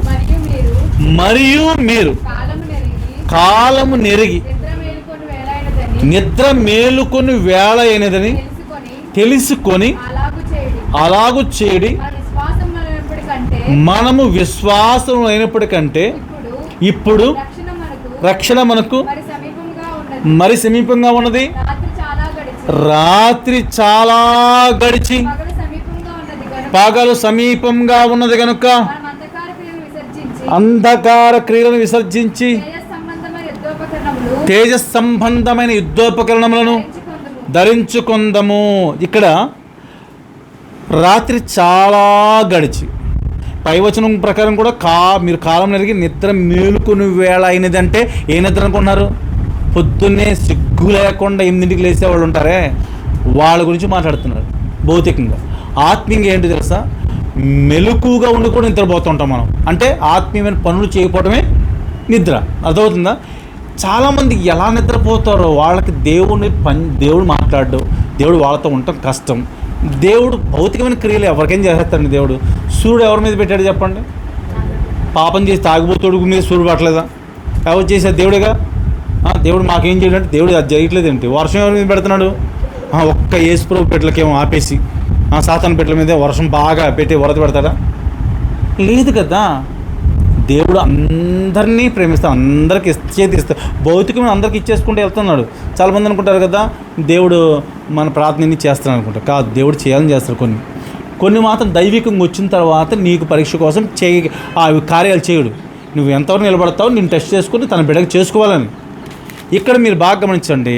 అందుకే నేను నిద్ర మేలుకొని వేళ అయినది తెలుసుకుని అలాగూ చేయడం అంటే అర్థం ఏంటంటే, నిద్ర మేలుకొని వేళ అంటే నువ్వు ఇంకా ఎక్కడ ఉన్నావు? నిద్ర అంటే రాత్రి పోతాం కూడా, రాత్రిలో ఏముంటుంది? చీకట్లోనే ఉన్నావు. మెలకువలోకి వచ్చే టైం అయిపోయింది. 13 వచ్చిన తర్వాత వచ్చిన 12 వచ్చిన ఏమన్నాడు? రాత్రి చాలా గడిచి. అంటే ఇప్పుడు దాదాపుగా నువ్వు వాక్యం వినకముందు రాత్రిలోనే ఉన్నావు, వాక్యం లోతులోకి రాకముందు రాత్రిలోనే ఉన్నావు. అదే రాత్రి ఎక్కడి వరకు వచ్చిందన్నప్పుడు చాలా గడిచంటే అర్థం ఏంటి? నువ్వు ఇంతకుముందు బాగా లోకంగా ఉన్నావు, తెలుసుకుంటున్నావు, కొంచెం దగ్గరికి వచ్చావు. ఇంకా కొద్దిసేపు ఆగితే 5 అయిపోతే తెల్లారిసేపు అంటే 4లో ఉన్నావేమో, 4:30లో ఉన్నావేమో. అర్థమవుతుంది నా భాష మీకు? అంటే ఆ నిద్ర మేలుకునే వేళ, ఆ రాత్రి అనే చీకట్లో ప్రభువు ఈరోజు చెప్తున్నాడు, దేవుడు మనకేమనుగ్రహించాట? వెలుగును. కొద్ది నిమిషాల్లో వెలుగు. ఆ 4:30 తర్వాత 5:30కే వస్తుంది చెప్పండి. ఎండాకాలంలో వెలుగు వచ్చేస్తుంది కదా. అలాగే వాక్యము తెలుస్తుంది నీకు. వాక్యం అనేది అంటే తెల్లవారు ఎప్పుడు తెలుస్తుంది మనకి? సూర్యుడు వచ్చినప్పుడు. అవునా? మరి ఆ సూర్యుడు వచ్చినందు వలన నీకు వెలుగని తెలుస్తుంది. కానీ మలాకి గ్రంథము 4వ అధ్యాయము 2వ వచనం చదవండి. 4వ వచనం 2వ వచనం. అయితే నా నామమందు భయభక్తులు గలవారగు మీకు నీతి సూర్యుడు ఉదయించును. ఎవరంట? నీతి సూర్యుడు అనే పేరు ఎవరికి ఉంది? యేసుప్రభువు వారికి. అంటే ఇప్పుడు దీన్ని బట్టి అర్థం ఏంటి? నీతి సూర్యుడు ఉదయించును అన్నాడు కాబట్టి నీతి సూర్యుడు అంటే ఎవరు? ఇంతకుముందు చెప్పిన యోహాను 1:1 ప్రకారంగా వాక్యమే దేవుడు కాబట్టి వాక్యమే దేవుడే యేసుప్రభువుని చదువుకున్నాం కదా ఇంతకు ముందు. అంటే దేవుడనే వాక్యం ఉందే. ఇప్పుడు నీతి సూర్యుడు ఎవరికి పోల్చుకున్నాం? వాక్యాన్ని పోల్చుకోండి. వాక్యం వింటున్న నీకు ఎవరు ఉదయించినట్టు? ఇప్పుడు నీతి సూర్యుడు. ఆ వాక్యం ఇంకా ఎక్కకుండా నువ్వు పట్టించుకోకుండా ఈ వాక్యం ఏం పెద్ద మళ్ళీ సొల్లు చెత్త మాట్లాడుకొని మళ్ళీ చేయవలసిన పనులన్నీ ఇంటికి వెళ్ళిపోయి మామూలుగా తాళతందాలని చెప్పి భరతనాట్యం చేసామనుకో, ఇప్పుడు చెప్పండి నీతి సూర్యుడు ఉదయించినట్టు అవుద్ది అనుకుంటున్నారా? అంటే వాక్యం అనేది నీకు ఇంకా లోతులోకి వెళ్ళలేదు. అంటే నువ్వు ఇంకా 3, 4, 2 ఆ టైంలో అర్ధరాత్రుల్లోనే ఉన్నాయి, ఇంకా చీకట్లో. అదే చీకట్లోనే చాలామంది తప్పు చేస్తారు. దైవికంగా వెలుతురు తప్పు చేయం కదా. కాబట్టి ఈ వాక్యమును మనము ప్రభువు చెప్తున్నట్లుగా ఇప్పుడు నీతి సూర్యుడు ఉదయించును. సూర్యుడు ఉదయిస్తే తెల్లగా ఎంత వెలుగుంటుందో, నీతి సూర్యుడు వాక్యం అనే దేవుడు మనలోకి వస్తే మనలో ఉన్న చీకటి అనేది పోతుంది. ఇంతకుముందు ఇప్పుడు చదివారు చూసారా రోమపత్రిక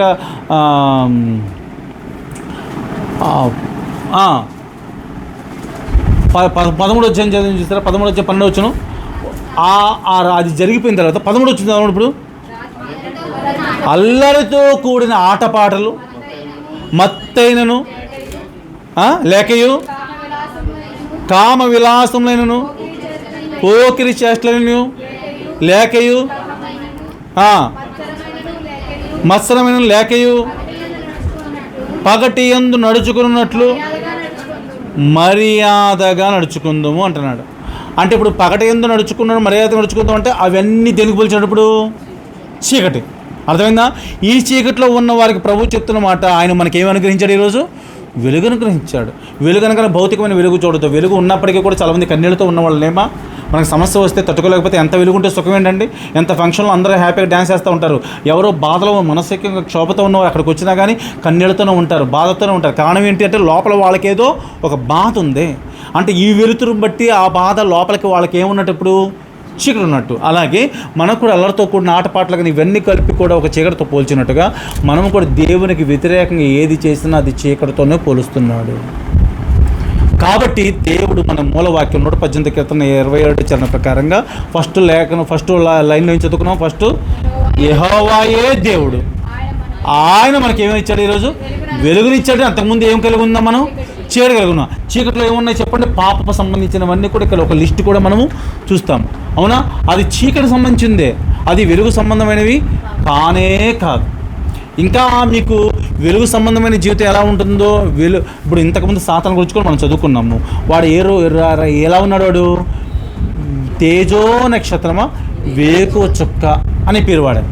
అంటే తేజో నక్షత్రమా అనే మాటకు ఎంత గొప్పవాడంటే, ఒక మాటలో చెప్పాలంటే మీరు ఇంతకుముందు మళ్ళీ చెప్పాను, యెహెజ్కేలు 28:17లో ఏమంటాడు సాతాను గురించి? నీ సౌందర్యమును చూచుకొని, ఎవరిది ఫోన్ స్విచ్ ఆఫ్లో పెట్టండి, నీ సౌందర్యమును చూచుకొని అనే మాట. అంటే సౌందర్యమును చూచుకునే మాటలో అతనికి ఏముంది? బాగా సౌందర్యం ఉంది. ఫస్ట్ బాగా గమనించండి. సౌందర్యం ఉంది కదా అని చెప్పేసి మంచోళ్ళు అనుకుంటానికి లేదని చెప్తున్నాడు. సౌందర్యం వెలుగుతో సమానం మామూలుగా. కానీ ఇక్కడ ఏ వెలుగు అనుకుంటున్నారు? ఈ వెలుగు తేజో నక్షత్రం అని చెప్పి కనిపిస్తున్న బయటికి వెలుగు, కానీ లోపల మాత్రం వెలుగు కానే కాదు. ఇంకా క్లారిటీ ఇస్తాను, చాలా జాగ్రత్తగా గమనించండి. ఇప్పుడు ఆ పైన కనిపిస్తున్న ఆ తేజో నక్షత్రము, ఆ పైన కనిపిస్తున్న ఆ యొక్క భయంకరమైన స్థితి ఒక్కసారిలో చెప్పాలి అని అంటే కొరింథీయులకు రాసిన 2వ పత్రికలోకి రండి. కొరింథీయులకు రాసిన 2వ పత్రిక 11వ అధ్యాయము, 2వ పత్రిక 11వ అధ్యాయము. మనం ఒక్కసారి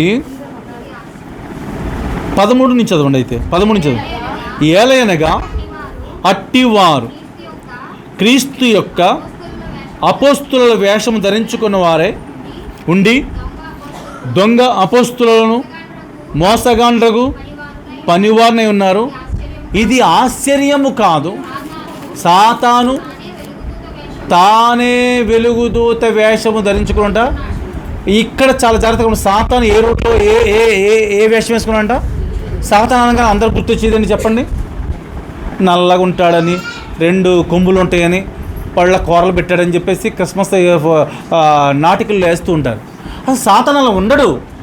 సాతాను ఎలా ఉంటాడంట? వెలుగుదూత వేషం. చెప్పండి, ఎలా ఉంటాడు? వెలుగుదూత వేషం. వెలుగనగానే మనకేమనిపిస్తుంది? వెలుగని దేవుడే అనుకుంటాం. అందుకనే తేజో నక్షత్రం అనే పేరు ఎవరికి ఉంది చెప్పండి మరొకసారి? సాతానుకు ఉంది. వేకు చుక్క అని పేరు ఎవరికి ఉంది? సాతానుకు ఉంది. ఇక్కడ వెలుగుదూత వేషం ఎవరికి ఉంది?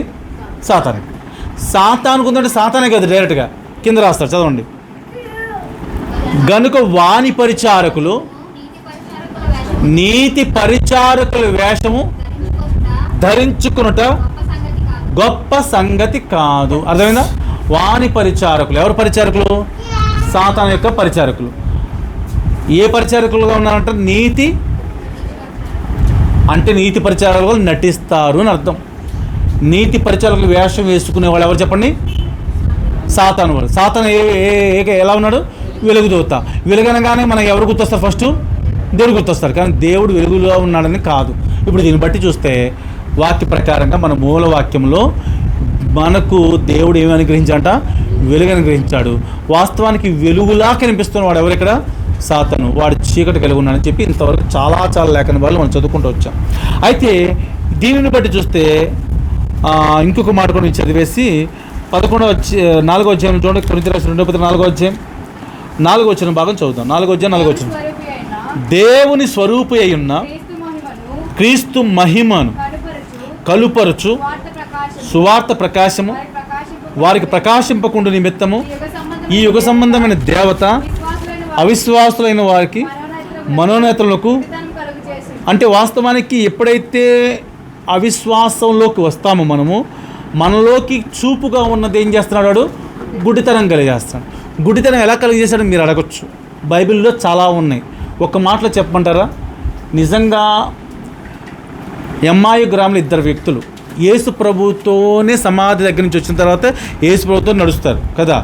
కానీ యేసు ప్రభు ఏం చేయలేకపోయారు, వాళ్ళు గుర్తుపట్టలేదు. వాళ్ళకి ఏమో ఇచ్చింది ఇప్పుడు గుడ్డితనం, కళ్ళు తెలిసే ఉన్నారు కానీ యేసు ప్రభు చూడలేకపోయారు. ఎందుకు చూడలేకపోయారో టాపిక్ మీకు ఇష్టంలో చెప్పుకుంటాను.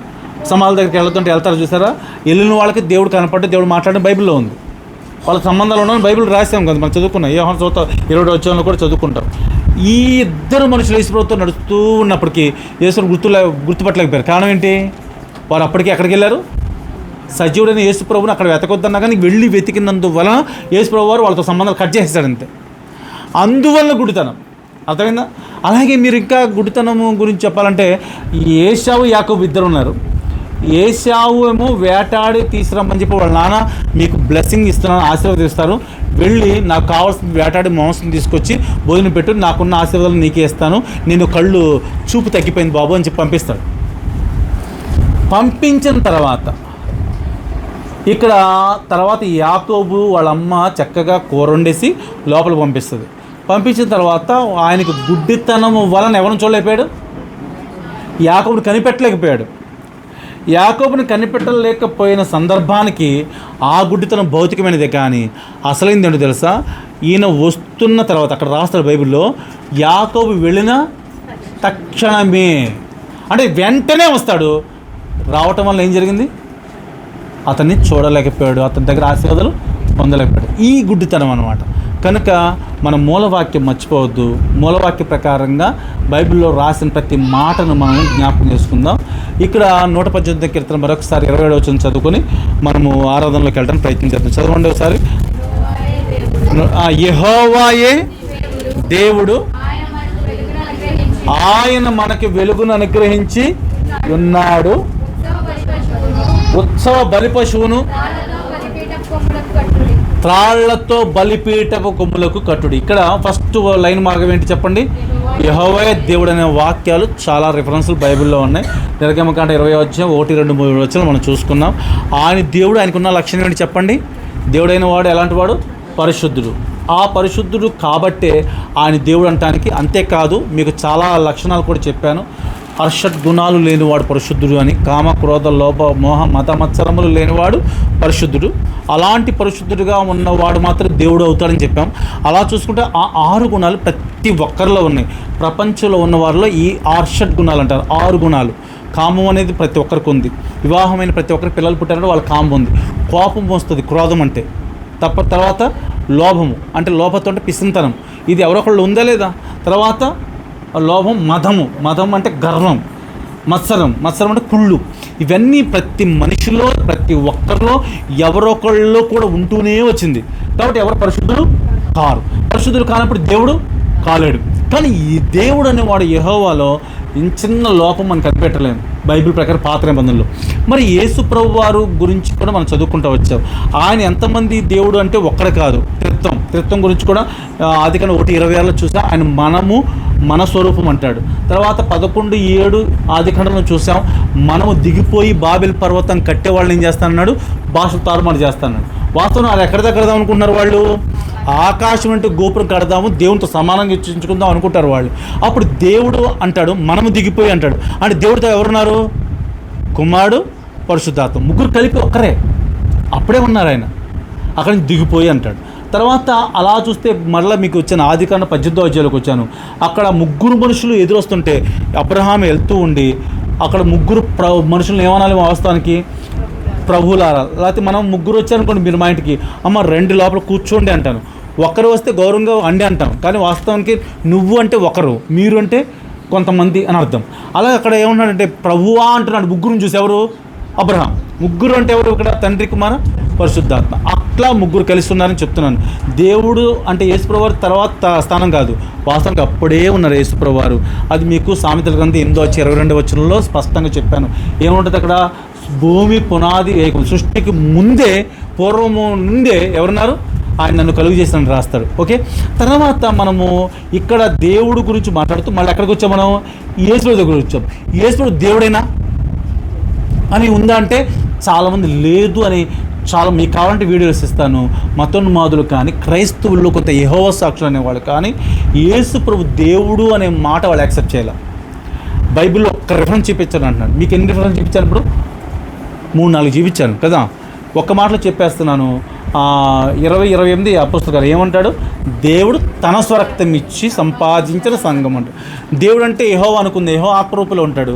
ఆయన సంఘం ఆయన రక్తం ఎలా కరుస్తాడు అంటే యెహోవా కాదు, ఎవరు రక్తం కరిచారు మన కోసం? యేసు ప్రభువు, ఆయన దేవుడే కదా అని అర్థం ఇక్కడ రాసినమాట. రెండోది ఏం చెప్పాను? ఆది యందు వాక్యం ఉండను, వాక్యము దేవుని యొద్ద, వాక్యమే దేవుని ఉంటుంది. ఆ వాక్యమే శరీరాన్ని ధరించుకుంది. ఆ శరీరం ధరించుకుంది ఎవరంటే యేసు ప్రభువు వారు. కాబట్టి వాక్యమే దేవుడు అన్నాడు కదా, వాక్యమే శరీరం ధరించుకున్న దేవుడే కదా అనే మాట. తర్వాత ఇంకో వాక్యం చెప్పాను మీకు, అదే ప్రకటన 19:13 అక్కడ ఏం రాస్తాడు? రక్తములో ముంచబడిన వస్త్రం ధరించిన వాడై అది దేవుని వాక్యం అనే నామమును కలిగి ఉన్నాడు. ఎవరు? రక్తము కార్చింది ఎవరు? యేసు ప్రభు. ఆ వస్తువులతో ఉన్న ఆయన ఏం పేరు కలిగి ఉన్నట? దేవుని వాక్యం అనే పేరు. వాక్యం నామం ఉంటే, ఇప్పుడు వాక్యం నామం యేసు ప్రభు ఉంటే వాక్యం ప్లేస్లో ఏం పెట్టమన్నాను మీకు? యేసు అని పెట్టమన్నాను. ఇప్పుడు ఆది యందు వాక్యం ఉండని వాక్యంలో మాటలో అది ఒకసారి మీరు మరొకసారి జ్ఞాపకం చేయండి. ఆది యందు వాక్యం ప్లేస్లో యేసు పెట్టండి. ఇప్పుడు ఆది యందు యేసు ఉండను, యేసు దేవుని యొద్దను, యేసే దేవుడు అండి. అర్థమైందా? దేవుడు యేసు ప్రభువుని బైబిల్ ఇచ్చేసింది. ఇంకా డైరెక్ట్గా రిఫరెన్స్ ఇచ్చాను మీకు ఇందాక, తీతు పత్రిక 2:13 వచ్చాను. ఏమంటారు? మహాదేవుడును మన రక్షకుడైన యేసుక్రీస్తు. మహాదేవుడు, మామూలు దేవుడు కూడా కాదు. అంటే యేసు ప్రభువుని దేవుడితో క్లియర్గా బైబిల్ రిఫరెన్స్ ఉంది. ఇక్కడ బట్టి మన మూలవాక్య ప్రకారంగా యెహోవాయే దేవుడు నెంబర్ 1 పాయింట్. రెండో పాయింట్ ఏం చెప్పాను? మనకు ఆయన ఏమని గ్రహించాడు? వెలుగు. వెలుగంటే అంతకుముందు మనకేముంది? చీకటి ఉంది అనే మాటలో రోమపత్రికలో మనం స్పష్టంగా క్లియర్గా చదువుకున్నాం. ఏమని చెప్పండి, మర్చిపోయారా? మన శరీరమును సజీవ యాగంగా సమర్పించుకోకముందు మన శరీరం లోకంలో ఉంది కాబట్టి చీకటితో ఉన్నట్లు లెక్క. అర్థమైందా? తర్వాత 2వ వచన భాగం చూస్తే మనం ఏం చదువుకున్నాం అక్కడ? ఈ లోక మర్యాదను అనుసరిస్తే చీకటితో ఉన్నట్టు. దీనిని బట్టి ఆయన మనకు వెలుగులో ఎప్పుడు ఇస్తున్నాడంటే శరీరాన్ని ప్రభువుకు సమర్పించుకుంటే శరీర కొరకు చచ్చిపోతాయి, అప్పుడు మనం వెలుగులోకి వస్తాము. అర్థమైందా?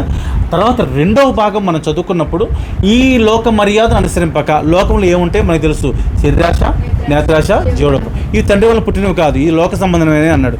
లోకంలో ఉన్న ఈ 3 కూడా చేయించింది ఎవరు? సాతాను. సాతాను ఎలా చేయించాడు చెప్పండి? సాతాను ఎక్కడ ఉన్నాడు? ఫస్ట్ ఆకాశంలో ఉన్నాడు.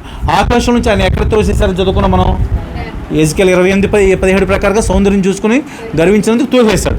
తర్వాత యెషయా గ్రంథం 14:12 తేజ నక్షత్రమా, వేకు చొక్క అని చెప్పిన తోసేశాడు కిందకి.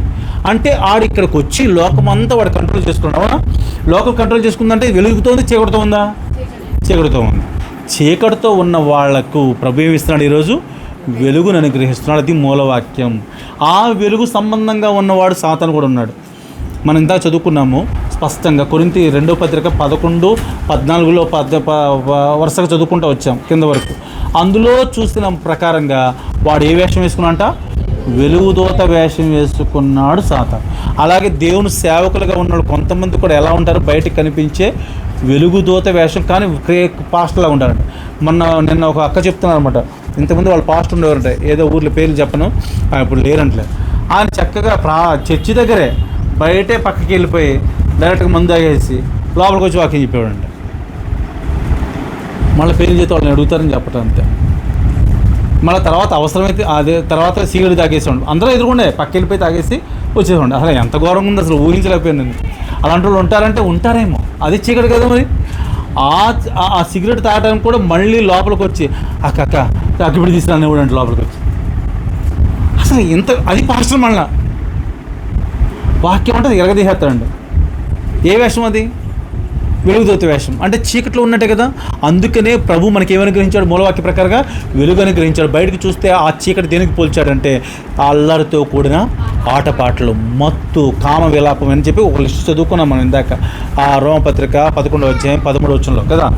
కాబట్టి ఈ చీకటి నుంచి ప్రభువు మాత్రం బయటికి తీసుకురాగలడు, వెలుగులోకి తీసుకురాగలడు. టోటల్గా ఆయన ఏ విధంగా చేస్తారంటే ఓ మాట చదువుతాం చూడండి. యోహాను సువార్త 1వ అధ్యాయం 5వ వచనం చదవండి. 1వ అధ్యాయం 5వ వచనం. ఆ వెలుగు అర్థమైనప్పుడు చీకట్లో అంటే శరీరాశలు కలిగిన వాళ్ళలో మనం చదువుకున్న ఇంతక మూలవాక్యాలు మరొకసారి గుర్తు చేశాను మీకు. శరీరము సమర్పించుకోకముందు చీకటి ఉందన్నాను కదా. లోక మర్యాదలు, లోకంలో ఉన్నదంతా కూడా చీకటితో సమానం కదా. నిజంగా చాలామంది లోకంలో ఉన్నంతసేపు లోక మర్యాదను అనుసరించకుండా ఉండరు. నాకు అదే బాధ.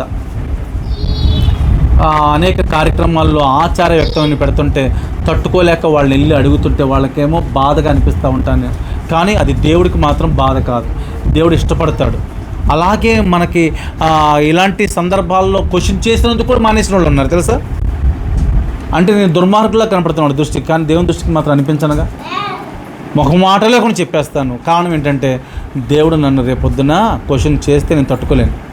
అందుకని ఈ కార్యక్రమాల్లో ఏది చేయకూడదు అది చేశారు చాలామంది. అలాంటివన్నీ కూడా చంపుకోగలిగితేనే లోక మర్యాదను మనం అనుసరించినట్లు. అనుసరిస్తే ఏమన్నాడు? చీకట్లో ఉన్నాం. అర్థమైందా? చీకట్లో ఉన్నాం. ఇప్పుడు ఏమన్నాడు? చీకట్లో ఉన్న మనకి ఈ వాక్యం చెప్తుంది చూడండి, 5వ వచనంలో, ఆ వెలుగు చీకట్లో ప్రకాశించుచున్నది కానీ చీకట్లో ఉన్న మనమంట వాక్యం అనే వెలుగు ప్రకాశిస్తున్నది. కానీ బైబిల్ చెప్తుంది కదా, నీ వాక్యం నా పాదములకు దీపం నా త్రోవకు వెలుగు. అంటే వెలుగు అనేది వాక్యమే కదా. వాక్యం అనేది నీ దగ్గరికి ఇప్పుడు వస్తున్నా కానీ లోపల కనుక చీకటి అనేది లోకానుసారం పాపం ఉంటే గ్రహించట్లా, పట్టించుకోవట్లా. వీడు ఇలాగ చెప్తాడులే, 10:30కి అయిపోయింది ప్రార్థనకి, ఇంటికి వెళ్ళిన తర్వాత మళ్ళీ మనకు కావాల్సిన మనం చేయొచ్చు అని అనుకుంటున్న వాళ్ళు ఉండొచ్చు కదా. అర్థమవుతుంది మీకు? ఆ చీకటి లోకములు వెలుగు, చీకటిలో ప్రకాశిస్తుంది వెలుగు, కానీ ఎంత మాత్రం అది గ్రహించట్లా. అంటే గ్రహించాలంటే ఆ చీకటి కాదు, మనలో ఉండే ఏ లోకపు జీవితము. ఎంత వాక్యం చెప్పినా, వాక్యం వస్తున్నా, మన దాకా వస్తున్నా వింటున్నాము కానీ ఇదేం చేయలేకపోతున్నాం, గ్రహించట్లా, దాని ప్రకారం పాటించట్లా. పాటించన్నప్పుడు ఆ మూలవాక్యం ఉందే మనం చదువుకున్న 118:27లో, ఆయన మనకు అనుగ్రహించను అన్నాడు. అనుగ్రహిస్తే చీకట్లో వెలుగు వస్తే చీకటి బయట తరిమేస్తాం, చెప్పిన మాట వింటాం, లోపడతాం, విధేయత చూపిస్తాం. నో డౌట్ ఎట్ ఆల్ అందులో. అర్థమవుతుందా? అందుకని ఇంకా మీకు చెప్పాలంటే ఆది కాండంలోనే మొట్టమొదటి అధ్యాయము మొదటి 2-3 వచనాలు ఒకసారి చదవండి. మొదటి నుంచి, ఆది యందు దేవుడు భూమి ఆకాశం సృజించెను.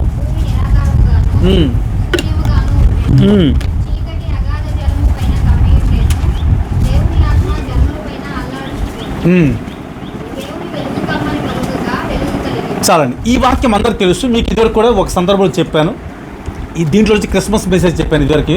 మీకు గుర్తుంది అనుకున్నాను, మీకు గుర్తుంటాయి. ఎందుకంటే నాకు ఈ మధ్య కొన్ని విషయాల్లో బాధపడి నేను ఒక మన బ్రదర్ని అడిగాను, అసలు వాక్యాలు నేను చెప్తున్నవి మీకు ఎలా అనిపిస్తున్నాయి అని అడిగాను.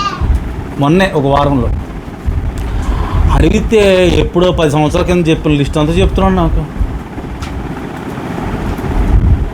అంటే నేను చెప్పినవి ఎలా ఉన్నాయి అని, ఎందుకంటే బాగున్నాయని చెప్పడం కోసం కాదు, చెప్పింది అసలు పనిచేస్తుందా లేదంటే. ఒకటే మాట అన్నాడు, అన్నా పెద్ద పెద్ద సీనియర్గా ఉన్న సేవకులు కూడా ఈ మెసేజ్లో అసలు ఒక్క సబ్జెక్ట్ ఇస్తే చెప్పలేరన్నా, అంత మెసేజ్లు మన చర్చల నుంచి వస్తున్నాయి అన్నాడు. పొగిడినందుకు ఆనందపడలే. నేను వేదన పడింది ఎందుకో తెలుసా? వాక్యాలు ఇంత డెప్త్గా వెళ్తున్నా ఒక్కరు మీరు షేర్ చేయరు, ఎవరికి చేయరు. అందుకని నేను లైవ్ ఆపేసాను ఈరోజు. నిజంగా చెప్పాలంటే వాడిని తిట్టాను కానీ మీ ఎదురుగుండా నేను క్లోజ్ చేసేద్దామని మ్యాటర్ క్లోజ్ చేసేస్తున్నాను. ఇంకా నేను అడిగిన డౌట్ వచ్చి అడిగితే మొన్న ఒక 6 చూశారండి ఆ రోజు. అప్పుడు అనుకున్నాను ఇంతే, ఎలా ఉండాలంటే మొబిలైజేషన్ చేయాలి, మోసం చేయాలి, వేషధారణతో నటించాలి. అది చేస్తే జనాలకి బాగుంటుంది. నాకు పెట్టే మెసేజ్లు వేరే వాళ్ళే వస్తుంటాయి, మళ్ళీ మనవాళ్ళే. అసలు ఎంత ఆశ్చర్యం ఉంటుందో, ఎవరెవరో మనకు పంపిస్తుంటారు. నీ దగ్గరికి వచ్చే మెసేజ్ నీకు నిజంగా ఆత్మీయంగా అర్థమైతే ఒక్కరికి వ్యక్తికి షేర్ చేయగలవు అంటే, నాకు తెలిసి ఇక్కడ తెలిసిన 2 షేర్ చేస్తున్నారు, 2 మాత్రం చేస్తున్నారు. అది ఎప్పుడైనా అడిగితే నాకు నచ్చితే చేస్తాను, అది లేదన్న టైప్లో ఇంకోంతమంది. తప్పదు. సరే, ఇక్కడ ఈ మాట ఎందుకు చెప్పానంటే మీకు అర్థం అవడం కోసం. అంత బాధ ఎందుకు పడ్డానంటే, మనం చెప్పేది కొంతమందికి రీచ్ అవ్వకపోతే వేస్టే కదా. నేనంట మ్యారేజ్ అయిన క్రొత్తలో తాడేపల్లిగూడెంలో ఒకే ఒక్కసారి మీటింగ్కి వెళ్ళాను, ఒకే ఒక్కసారి వాకింగ్ చెప్పాను. అప్పుడు పిల్లోడు, ఆ అబ్బాయి ఇప్పుడు చాలా పెద్దోడైపోయి పెళ్ళి అయిపోయింది. అంకుల్ నువ్వు ఆ రోజు చిన్నప్పుడు చెప్పావే మెసేజ్ అని నాకు వివరిస్తుంటే నాకు గుండె జల్లంది. ఏంటంటే, ఏంటి అంకుల్ నువ్వు బాగా వివరిస్తావు, స్పష్టంగా క్లియర్ డీటెయిల్డ్గా ఉంటుంది అన్నాడు. అప్పుడు నాకు కొంచెం తృప్తి, ఎందుకంటే వెళుతుంది, వాక్యం వెళుతుంది, కానీ మీకెందుకు వెళ్ళట్లేదు నాకు అర్థం కాదు. అందుకే ఇక్కడ వాక్యం అది చదివించాను. ఏంటో తెలుసా? చీకటిలో ఆ వెలుగు ప్రకాశిస్తుంది కానీ ఏం గ్రహించలేకపోతుంది. చీకటి అంటే మన లోపల ఉన్న ఒక అనుకున్నదే పట్టుకుంటామే, నేను పట్టుకున్న కొందేళ్ళకి 5 కళ్ళు అంటాను, చూసా ఆ స్వభావం. 3 అంటారు అనుకుని నేను ఇప్పుడు 5 అంటున్నాను, ఈ అమ్మాయి 5 అంటుంది. నిజమే కదా, చాలామంది అలా అనుకుంటారు. అందుకని ఇక్కడ ఆది యందు దేవుడు భూమి ఆకాశములను సృజించను. భూమి నిరాకారం, ఆకారం లేదు అప్పటికి. తర్వాత శూన్యముగా ఉంది సృష్టిలో, నేను చెప్తున్నాను. తర్వాత చీకటి అంట. అగాధ జలం అంటే ఏంటి? భూమి కింద ఉండేది ఏంటి చెప్పండి? తవ్వితే ఏమొస్తాయి మనకి కింద భూమిలో నీళ్ళు వస్తాయి. అంటే జలం ఉంది కదా, చీకటి అగాధ జలం మీద కమ్మేసింది అంటున్నాడు దేవుడు. తర్వాత ఏమన్నాడు? దేవుని ఆత్మ జలములపై. జలములపై అంటే ఎక్కడ? జలములపై అంటే ఎక్కడ? భూమి అగాధంలో నీళ్లు ఉన్నాయే, నీళ్ల మీద దేవుని ఆత్మ అల్లాడుతుంది. బాగా గమనించండి ఈ మాట. అక్కడికి ఆ జలంపై ఏం కమ్మేసింది? చీకటి. చీకటి మీద ఏముంది?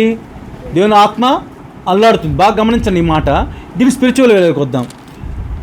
ఆ దేవుడు ఆది యందు భూమి ఆకాశం సృజించిన టాపిక్లో భూమిలో నుంచి దేవుడు ఎవరిని తయారు చేశాడు? మానవుడిని. అవునా? మానవుడి భూమి అది ఎలా ఉంది? ఫస్ట్ తయారు చేసినప్పుడు నిరాకారం. అంటే దేవుడు ఆ నాస్యకాలను జీవాయు ఓదక ముందు బాడీ తయారు చేసి ఉంటాడు. అప్పుడు ఎలా ఉంది?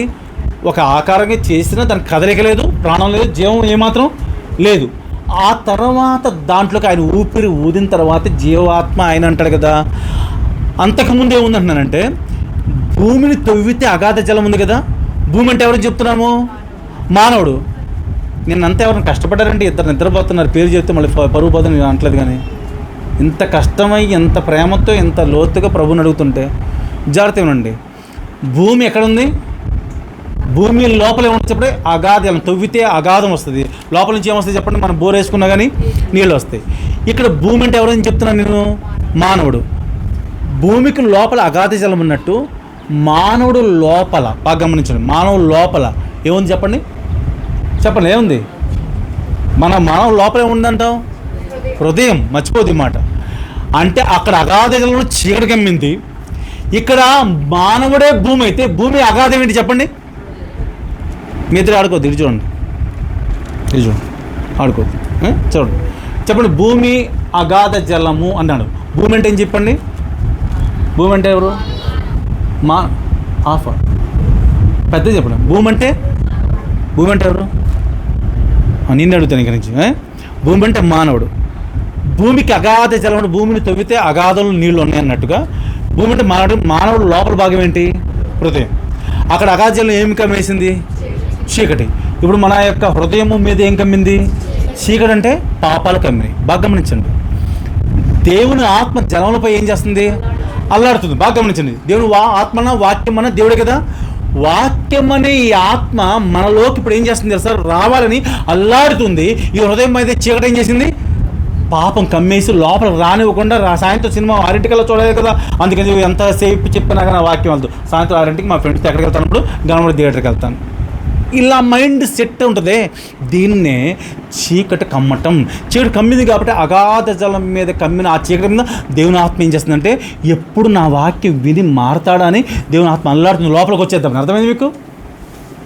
ఆ తర్వాత దేవుడు నువ్వు అంగీకరిస్తే వాక్యము, దేవుడు వెలుగు కమ్మని పలుకగా ఏమైంది? వెలుగు. అర్థమైంది? ఇప్పుడు వెలుగు వస్తుంది.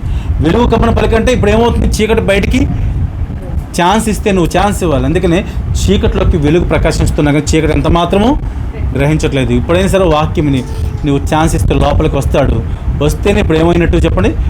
మనకు దేవుడు ఏమని గ్రహించాడు? ఇప్పుడు వెలుగు అనుగ్రహించాడు. మూలవాక్యం మర్చిపోదు మనం. కాబట్టి దేవుడు వెలుగు అనుగ్రహించక ముందు చీకటి ఉంది ఈ హృదయం అనే అగాధం మీద. ఇంకొకటి కూడా చెప్పాలి నేను. అగాధ జలం అన్నాడు చూసారా? అగాధ జలం అంటే ఏంటంటే రెండో పాయింట్ కూడా చెప్తాను మీకు. ఇద్దరు చెప్పాను అనుకుంటున్నాను. అగాధ జలం అంటే మానవుడు ఫస్ట్ ఎవరు మనకి? ఆదాము. ఆదాములో నుంచి వచ్చిన ప్రపంచ జనాభా కదా ప్రపంచం అంతా ఈరోజు ఉంది. ఇప్పుడు అగాధ జలం అంటే మానవుడు లోపల భాగంలో జలం.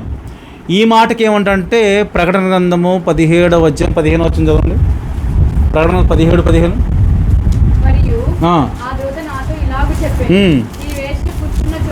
ఈ వేసే కూర్చున్న చోట జలములు అంటే నీళ్లు ప్రజలతో పోల్చాడు. చూసారా? జనసమూహంతో పోల్చాడు. 3 జనములతో పోల్చాడు. ఆయా భాషలు మాట్లాడు వారితోనూ సూచించును. మీకేమర్థమైంది ఇప్పుడు? జలములు అంటే ఎవరు? జనాలు, ప్రజలు కదా. ఇప్పుడు అగాధ జలములో ఏం కమ్మిందంట? చీకటికి. అంటే ఆదాము మొదలుకొని ఆదాము నుంచి జనం అందరి మీద ఏం కమ్మింది? అగాధ జలమే కదా, అందులో నుంచి వచ్చింది కదా. అందు మీద ఏం కమ్మింది చెప్పండి? చీకటి కమ్మింది. అంటే ప్రపంచ జనాభా మీద కూడా ఆదాము యొక్క అగాధ జలం, ఆదాము నుంచి వచ్చిన మిగతా జనమంతా అగాధ జలమే. జలం అంటే ప్రజలు కదా. చీకటి కమ్మేసింది, పాపం కమ్మేసింది. అందుకని రోమపత్రిక 5వ అధ్యాయం 12వ వచనం రాశాడు, ఇట్లుండగా ఒక మనుషుని ద్వారా పాపం ద్వారా మనం లోకంలో ఎలాగ ప్రవేశించను, మరణం అందరికీ. అర్థమైందా? అందుకని ఆ రోజు మొదలుకొని అగాధ జలముల్లో ఆ చీకటి కమ్మింది. ఈ రోజు వరకు ఆ చీకటి అందరిలో ఉంది. వాక్యం అనే ఆత్మ ఈరోజు నీ దగ్గరికి వచ్చి అల్లాడుతుంది. ఒకవేళ యాక్సెప్ట్ చేస్తే దేవుడు మనకేమనుగ్రహిస్తాడు? ఈరోజు వెలుగనే. దేవుడు లోకానికి ఏమైనాడు? వెలుగనే దేవుడిని నువ్వు యాక్సెప్ట్ చేస్తే చాలు. ఈరోజు ఇది ప్రభువు మనకిస్తున్న ఆరాధన వర్తమానం. మరొకసారి మూలవాక్యం చదివి ముగించుకుందాం. 118 కీర్తన ఫస్ట్ వాక్యం అది. ఎప్పుడు నేను ఆ టాపిక్ దాటి బయటికి రాను కాబట్టి చెప్తున్నాను. 118, 27 చదవండి. యెహోవా దేవుడు అంటే మీకు అర్థమైంది. రెండవది, ఆయన మనకేమి ఇచ్చాడు చెప్పండి? అర్థమైంది కదా, వెలుగును అనుగ్రహించాడు. ఇలాంటి వెలుగు పొందుకున్న వారమే మనం దేవుని స్తుతిద్దాం. దేవుడి మాటలు దీవించును గాక. ఆమేన్. ఒక పల్లవి 2 చరణాలు పాడుకుందాం పాటల ప్రతుల నుంచి.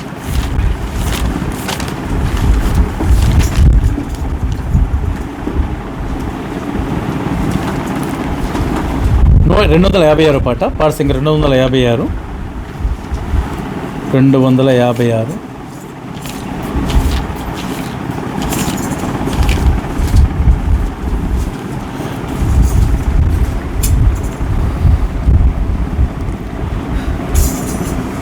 మొదటి చరణం 4వ చరణం. లిమ్ము తేజరిల్లుము నీకు వెలుగు ఆతియున్నది, లిమ్ము తేజరిల్లుము నీకు వెలుగు ఆతియున్నది, యెహోవా మహిమ నీపై, యెహోవా మహిమ నీపై ప్రకాశముగాను దయించే, ప్రకాశముగాను దయించే, లిమ్ము తేజరిల్లుము నీకు వెలుగు ఆతియున్నది, లిమ్ము తేజరిల్లుము నీకు వెలుగు ఆతియున్నది, జనములు నీదు వెలుగునకు పరుగెత్తి వచ్చేదారు, జనములు నీదు వెలుగునకు పరుగెత్తి వచ్చేదారు, రాజులు నీదు దయా, రాజులు కాంతికి వచ్చేదారు, కాంతికి వచ్చేదారు, లిమ్ము తేజరిల్లుము నీకు వెలుగు, లిమ్ము తేజరిల్లుము నీకు వెలుగు ఆతియున్నది, నిన్ను శాశ్వతమైన శోభాతిశయముగా చేతును, నిన్ను శాశ్వతమైన శోభాతిశయముగా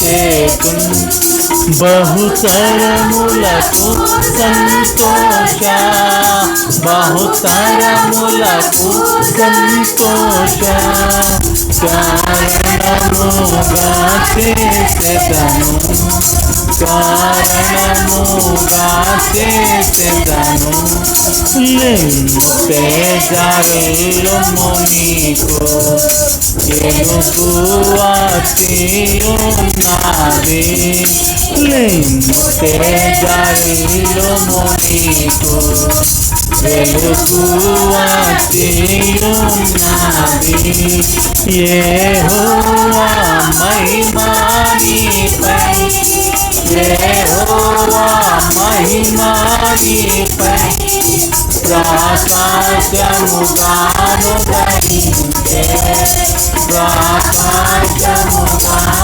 దహించే. లేము తేజరిల్లుము నీకు, వెలుగు అతి నాదే. లేము తేజరిల్లుము నీకు, వెలుగు అతి ఉన్నది. ఆరాధన చేద్దాం ఒకరి తర్వాత ఒకరు. ప్రతి ఒక్కరూ మ్యాక్సిమం చేసేవాళ్ళు మాత్రం పెద్దగా బిగ్గరగా క్లుప్తంగా వాక్య విన్న రీతిగా క్లుప్తంగా ఫస్ట్ యెహోవాయే దేవుడు మన దేవుడు అని, రెండవది ఆయన మనకు వెలుగుని అనుగ్రహించాడు. ఈ రెండు టాపిక్స్ మీదే చేసి ముగించాడు. పెద్దగా చేయండి.